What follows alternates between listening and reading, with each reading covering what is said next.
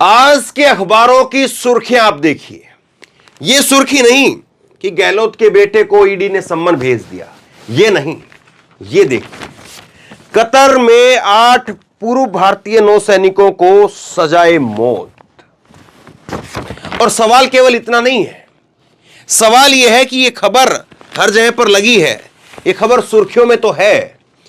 Qatar में 8 पूर्व भारतीय नौसैनिकों को मृत्युदंड, यह खबर हर जगह लगी तो है। कतर में 8 भारतीयों को सुनाई गई मौत की सजा।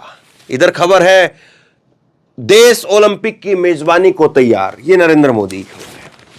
सवाल यह है कि यह खबर सुर्खियों में तो है, लेकिन मोदी जी की जो एक छवि बनाई गई विश्व गुरु की, डंका पीटने वाले की, और दुनिया नतमस्तक है, पूरी दुनिया में सबसे लोकप्रिय है, इस तरह की छवि जो इस गोदी मीडिया ने गढ़ी, वो गोदी मीडिया आज इस खबर को लेकर के प्रमुखता से सवाल नहीं पूछ पा रहा है।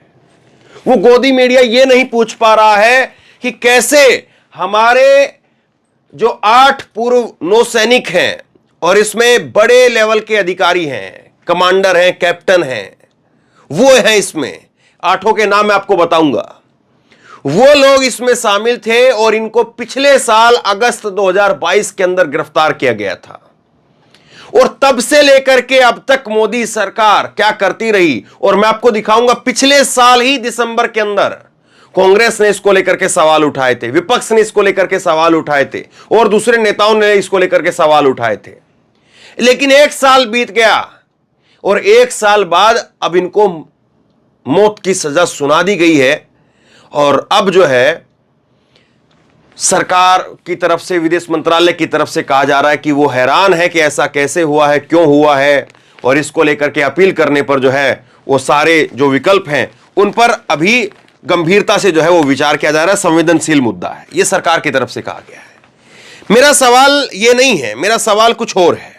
मेरा सवाल ये है कि जो व्हाट्सएप यूनिवर्सिटी के अंदर आपको बताया जाता है कि मोदी के सामने तो इस तरह से पलक पावड़े बिछा करके जो अरब कंट्री है, मुस्लिम देश है, या इन मुसलमानों के जो आका हैं, फलां हैं, ढमका हैं, वो लोग पलक पावड़े बिछा करके मोदी का स्वागत करते हैं।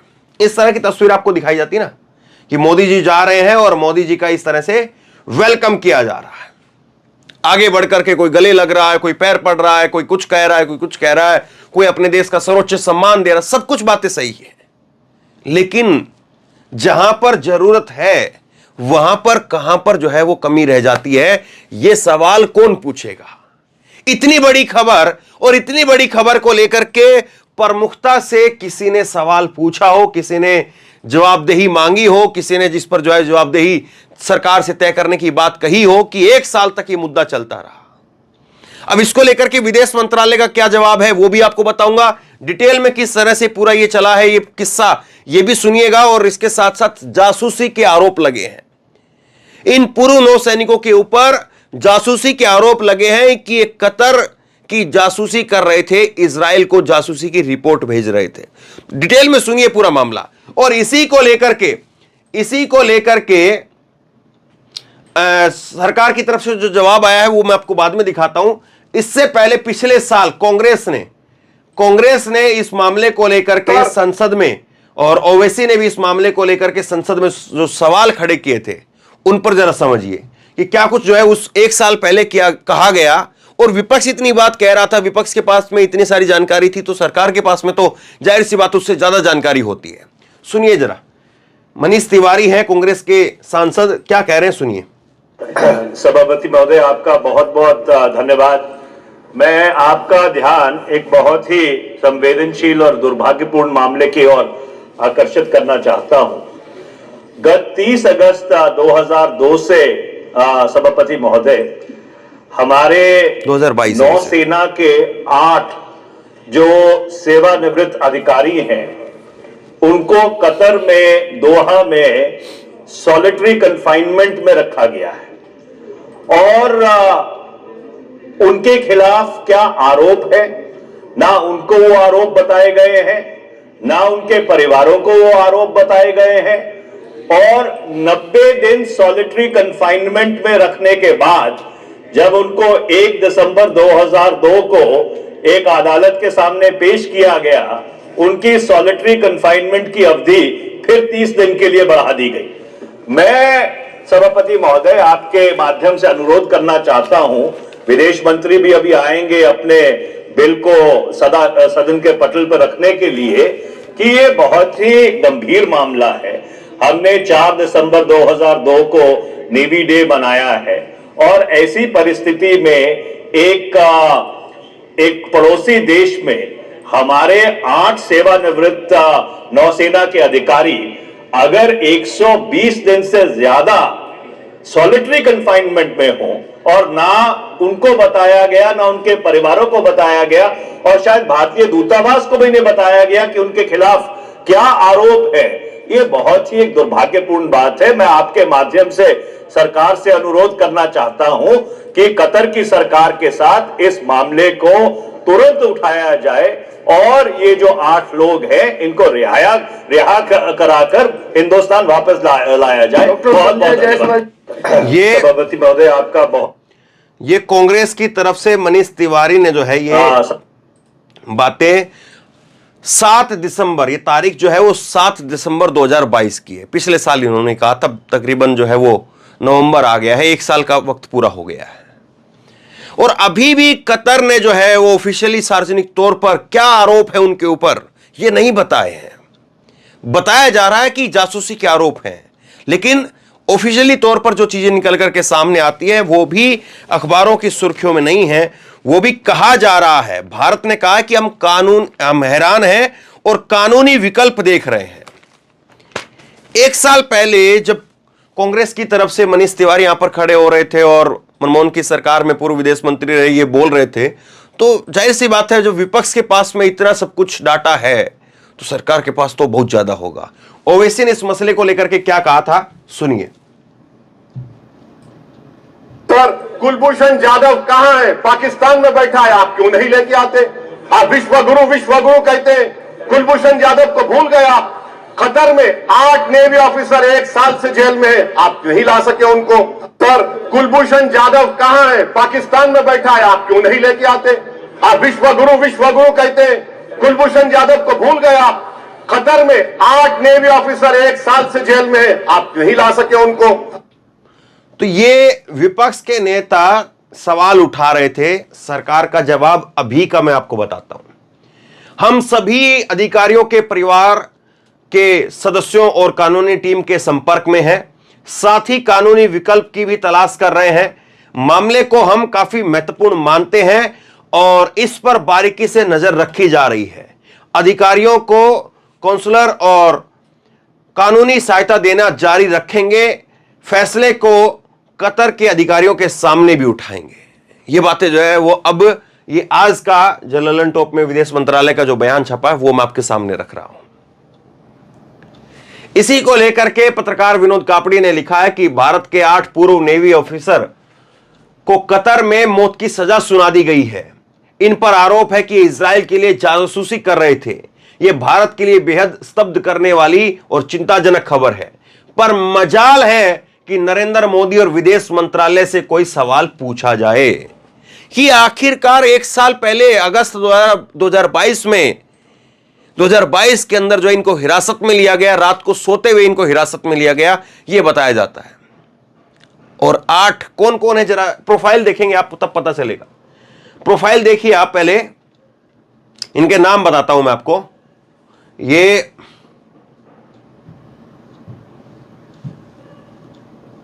ये है नौसेना के पूर्व अधिकारी captain Navtej Singh Gill, captain Birendra Kumar Verma, captain Saurabh Vashisht, 3 captain हैं।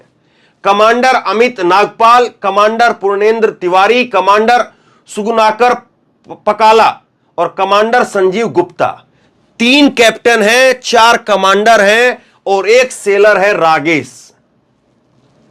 और इनको जो है वो भारतीय नौसेना के पूर्व अधिकारी हैं। कतर में एक सेना की कंपनी से जुड़ी हुई, एक सेना के साथ जुड़ी हुई कंपनी में काम कर रहे थे। जासूसी का आरोप लगाया है। सरकार सारे कानूनी पहलुओं पर जो है वो विकल्पों पर विचार कर रही है। अब सुनिए जरा, ये कमांडर जो है वो आपको नजर आ रहे हैं, कमांडर तिवारी, कमांडर पूर्णेंदु तिवारी को 2019 के अंदर, अब सुनिए कितने हाई प्रोफाइल जो ये अफसर हैं और ये कितने महत्वपूर्ण है भारत के लिए, इस बात को जरा समझिए। 2019 के अंदर कमांडर तिवारी को दिया गया था प्रवासी सम्मान। कमांडर पूर्णेंदु तिवारी को वर्ष 2019 में प्रवासी भारतीय सम्मान से सम्मानित किया गया, जो कि प्रवासी भारतीयों को दिया जाने वाला सर्वोच्च सम्मान है। अब सोचिए जरा, आपके यहां पर जो है वो कि कोई गांव के अंदर भी या किसी छोटे शहर के अंदर भी या कहीं शहर में भी अगर किसी व्यक्ति को जो है वो उस गांव का, उस शहर का अगर कोई सबसे बड़ा सम्मान मिलता है और उस व्यक्ति के साथ में अगर इस तरह की हरकत हो जाए, उसको सजाए मौत मिले, तो आप भी सोचेंगे ना कि भाई इतना बड़ा व्यक्ति है, आखिरकार ये क्यों हुआ, कैसे हुआ। और फिर जाहिर सी बात है, जब दूसरे देश का मामला है तो अकेला परिवार तो उसमें फिर लड़ाई लड़ नहीं सकता है। तो ये सर्वोच्च सम्मान था और उस वक्त में दूतावास ने कहा था कि यह पुरस्कार कतर अमीरी नौसेना बलों के लिए क्षमता निर्माण में उनके योगदान के लिए है, जिससे भारत और कतर द्विपक्षीय सहयोग को बढ़ावा मिला है। वह एनआरआई या पीओ के लिए सर्वोच्च सम्मान से सम्मानित होने वाले पहले भारतीय सशस्त्र बल के कर्मी हैं। मतलब इतनी हाई प्रोफाइल जो इनकी ये व्यक्ति हैं, ये लोग इतनी बड़ी हाई प्रोफाइल जो इनका प्रोफाइल है इनकी, और क्या कहेंगे आप, ऐसे व्यक्तियों के लिए भी अगर फिर आवाज नहीं उठेगी। कांग्रेस की तरफ से जो है कहा गया है, कांग्रेस ने एक पोस्ट किया है और कांग्रेस की महासचिव जयराम रमेश ने पोस्ट किया है और उन्होंने लिखा है कि भारतीय नौसेना के 8 पूर्व अधिकारियों के संबंध में कतर में हुए सबसे परेशान करने वाले घटनाक्रम पर कांग्रेस ने गहरी पीड़ा और सदमे के साथ संज्ञान लिया है। कांग्रेस को उम्मीद है कि भारत सरकार कतर के साथ राजनयिक और राजनीतिक प्रभावों का अधिकतम उपयोग करेगी, ताकि यह सुनिश्चित किया जा सके कि अधिकारियों को अपील का पूरा मौका मिले और उन्हें रिहा कराने की हर संभव प्रयास किया जाएगा। यह सब कुछ जो चल रहा है, अब जरा अपनी आंखों के आगे एक बार तस्वीर लेकर के आइए। जब सोशल मीडिया से लेकर के और मेन स्ट्रीम मीडिया में कमांडर अभिनंदन की रिहाई की खबरें आई थी, याद है आपको, 2019 के चुनाव के पास में, और कमांडर अभिनंदन उसकी रिहाई की खबरों ने ऐसा जो है वो लोगों के दिलों पर, ऐसा लोगों के दिमाग पर जो है वो छाप छोड़ी और लोगों को बताया गया कि देखो मोदी है तो मुमकिन है, कि मोदी ने कैसे जो है वो तुरंत की तुरंत घंटों के अंदर अपने कमांडर को जो है वो पाकिस्तान से उसकी रिहाई करवा दी। तो ये यहां पर 3 कैप्टन और 4 कमांडर, 1 रेसलर, 8 व्यक्ति, 8 नौसेना के पूर्व अधिकारी, इनकी क्या कीमत है आप बताइए, या इनकी कीमत नहीं है आप बताइए, जिसको लेकर के इस तरह से महिमा मंडन किया जाता है मीडिया के अंदर, और आपको कितनी जो है वो बढ़ा चढ़ा करके स्टोरी की जाती है, बताई जाती है। और अभी भी मैं आपको बता रहा हूं, जिस दिन जो है इन लोगों को वापसी लाया जाएगा वहां से रिहा करवा करके, और हम उम्मीद कर रहे हैं कि सरकार हर तरीके से पूरी कोशिश करेगी और आखिरी में जो भी कुछ होगा सरकार इनको रिहा करवाने में सफल होगी। हम ये मान रहे हैं, हम ये विश्वास करते हैं और हम उम्मीद भी करते हैं इस बात की। और जिस दिन इनकी रिहाई होगी और इनको जो है वतन वापसी होगी, वहां पर आप देखेंगे कि कई दिनों पहले कवरेज शुरू हो जाएगी, और वहां से जब वो फ्लाइट में चढ़ेंगे तब से लेकर के और यहां तक पहुंचने तक और उनके घरों तक लाइव जो है वो कवरेज चलेगी, और उसके बाद में घंटों की और कवरेज चलेगी और दिल्ली में खड़े होकर के मोदी मोदी के नारे लगवाए जाएंगे। बिल्कुल सही बात है, मोदी जी का जो है वो योगदान रहेगा, मोदी जी की सरकार की वजह से आएंगे वो लोग, मोदी जी की वजह से आएंगे वो लोग। लेकिन अगर वो मोदी जी की वजह से नहीं आ पा रहे हैं, या मोदी जी की वजह से, या वो 1 साल से जो है वो वहां पर थे, उनको हिरासत में लिया गया पिछले साल अगस्त 2022 के अंदर, और अब उनको सजाए मौत सुना दी गई है, तो इसमें किसकी वजह है? क्या यह मोदी जी की वजह से है या नहीं है? किसकी वजह से है? आप बताइए तो सही। आपके दिलो दिमाग के ऊपर कैसे जो है वो पूरा सिस्टम हावी किया जाता है, कैसे आपके दिलो दिमाग को जो है कैप्चर किया जाता है इस मीडिया के जरिए। यह मीडिया बताता है आपको, हमको, सबको कि भाई देश में बहुत बड़ा मुद्दा है, लेकिन यह मीडिया आपको यह नहीं बताता है कि इस मुद्दे के पीछे क्या है और उस मुद्दे के पीछे क्या था। किस तरह से जो है ये पूरा प्रकरण अभी 1 साल तक चला और मैंने आपको विपक्षी पार्टियों के बयान दिखाए और सरकार जो है वो अभी क्या कह रही है। वो सरकार का जो बयान है वो यही है। ये देखिए, मैं आपको फिर थोड़ा सा और बड़ा करके दिखाता हूं। भारत ने कहा हैरान है, कानूनी विकल्प देख रहे हैं। ये या तो इस अखबार ने गलती की है, ये जो इस तरह का बयान छापा है कि भारत ने कहा हैरान है, कानूनी विकल्प देख रहे हैं, या तो ये अखबार ने गलत छाप दिया है, या जिसने ये कहा है मुझे लगता है कि उसने बयान जो है वो शब्दों के अंदर हेरफेर कर दी है, शब्दों को सही से जो है प्रेजेंट नहीं किया है। भारत विकल्प को अब देख रहा है, मोदी सरकार विकल्प को अब देख रही है। या भाई 1 साल से मामला चल रहा है, ये उस वक्त में जो है वो विपक्ष तब से आवाज उठा रहा है, तो जाहिर सी बात है सरकार तो पहले दिन से एक्टिव होगी, सरकार की नजर में तो पहले दिन से होगा। ये सरकार तो इस पूरे केस की जो है वो बाल की खाल तक पहुंच चुकी होगी, हम तो ये मान करके चल रहे हैं। क्योंकि कोई वहां पर जो है ये जो पूर्व नौसैनिक हैं, ये कोई ऐसा नहीं है कि कोई वहां पर जो है कोई समुद्री मछुआरे थे जिनके बारे में कोई बहुत बड़ी कोई उनके बारे में जानकारी नहीं है। जाहिर सी बात है, जब इतने बड़े बड़े कैप्टन और कमांडर रैंक के अधिकारी यहां पर भारत में रहे हैं तो उनकी प्रोफाइल तो पूरी भारत के पास में रही है, उनकी प्रोफाइल तो सरकार के पास में रहती है। कोई भी व्यक्ति जब देश के अंदर इतने बड़े बड़े पदों पर रहा है तो उसके बारे में तो देश जानता है, सेना जानती है, सरकार जानती है कि वो व्यक्ति देशभक्त आदमी है, और वो व्यक्ति ऐसा कर ही नहीं सकता जिस तरह के आरोप उसके ऊपर जासूसी के और फला फला के लगे हैं। उम्मीद करिए कि इन लोगों को जल्दी वापसी लाया जाए, उम्मीद करिए कि सरकार जो इसमें कामयाब हो, लेकिन सवाल इससे जरूर करिए कि किस तरह से जो है वो आपको डिब्बे में बंद करके जो है वो चीजें को रखी जाती है। अब इस खबर को लेकर के सुर्खियां हैं, लेकिन इसमें सवाल नहीं है। इन सुर्खियों में यह नहीं पूछा जा रहा है कि ये खामी किसकी है। मोदी मोदी के नारे जो है उसमें जरूर दिख जाएंगे रिहाई के बाद, ये हेडलाइन के अंदर, ये खबरों के अंदर और बड़े बड़े टीवी चैनल में, शो के अंदर, लेकिन अब सुर्खियां केवल भर है, क्योंकि सुर्खी तो बनानी पड़ेगी साहब। अगर सुर्खियां नहीं बनाएंगे, खबर नहीं बनाएंगे तो बात ही नहीं हो सकती है। तो इतनी बड़ी खबर है तो उस पर तो ना चाहते हुए भी खबर जो है होगी होगी। लेकिन सवाल कहां है? सवाल असल में ये है, सवाल असल में यह है कि ये लोग चुप क्यों हैं, ये लोग पूछ क्यों नहीं रहे हैं कि गलती कमियां कहां पर रही, खामियां कहां पर रही, डिटेल में क्यों नहीं जा रहे इस मामले को लेकर के। ये लोग तो वही लोग हैं ना जो इजराइल, कतर और फिर उसके बाद जो है वो रूस और यूक्रेन, पता नहीं कहां कहां से किस किस की बाल की खाल निकालते हैं। इस मामले की बाल की खाल क्यों नहीं निकाल पा रहे हैं? सोचिए जरूर, शेयर कीजिए इस खबर को, बहुत बड़ी खबर है। और हम फिर से कहेंगे कि उम्मीद करते हैं कि सरकार कामयाब हो इसमें, उन पूर्व नौसैनिकों को वापसी लाया जाए, उनकी रिहाई हो और ये पूरे मामले का पर्दाफाश हो।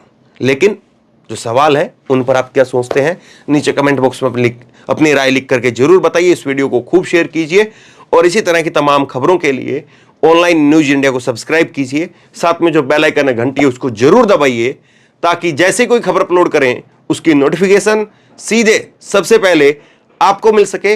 और अगर ये वीडियो फेसबुक पर देख रहे हैं तो फेसबुक पर हमारे पेज को लाइक कीजिए, फॉलो कीजिए और इस खबर को शेयर कीजिए।